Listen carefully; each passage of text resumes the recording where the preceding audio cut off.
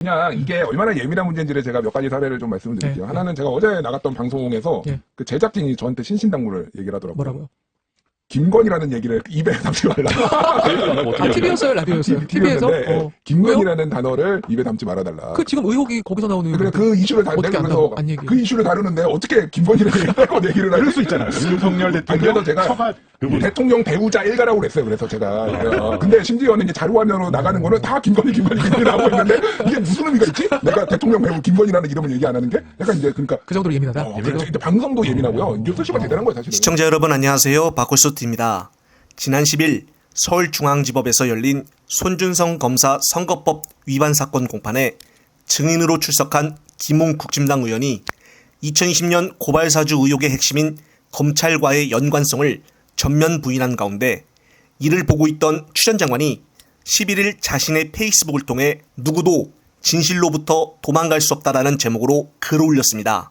추 전 장관은 채널A 검언유착 사건의 감찰방해와 수사방해, 고발사주는 연결된 한 세트라며 어제 증인으로 출석해 기억나지 않는다라고 일관했던 김웅 의원을 비판했습니다. 그러면서 일국의 검사 출신 국회의원은 수사정보정책관 친구인 손뭐뭐 보냄이라고 표시가 된 텔레그램을 다른 사람이 보냈다고 검찰과 짜고 치는 수법으로 불기소 처분을 받았다며 김웅 의원을 겨냥을 했습니다.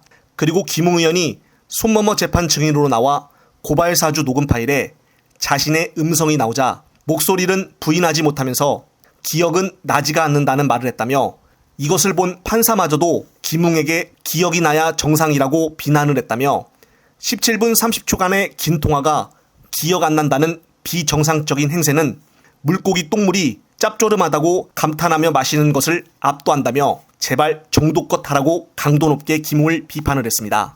역시 추 전 장관의 표현이 화끈합니다. 여기서 말하는 물고기 똥물에 짭조름하다는 표현은 바로 노량진 수산시장에서 국진당 유성걸 의원이 수조의 물을 떠마시며 표현을 했던 말입니다. 이런 것을 김웅과 같이 싹 다 싸잡아서 추 전 장관이 아주 못됐다라고 비유한 것인데요. 정말 추 전 장관의 글 제목처럼 아무리 꼼수를 써도 진실로부터는 도망갈 수 없기를 바랍니다. 또한 오늘은 주목할 점이 바로 민주당 이재명 대표와 이낙연 전 총리가 저녁에 회동을 하기로 한 것입니다. 특히나 이낙연과 친이낙연계 민주당 의원들은 지금 후쿠시마 오염수 문제라든가 서울 양평고속도로 윤석열 집안 의혹 문제라든가 이런 굵직한 이슈에 대해서는 단 한마디도 하지 않고 침묵을 지키고 있습니다. 조홍천이나 김종빈, 이상민 등 그렇게 이 대표를 욕하면서도 지금은 어떻게 서로 약속이라도 한 듯이 입을 꾹 닫고 있습니다. 예상은 했으나 정말 이 정도일 줄은 몰랐습니다. 끝으로 오늘 만남을 갖는 자리에 대해서 최진봉 교수의 관련된 영상 보시면서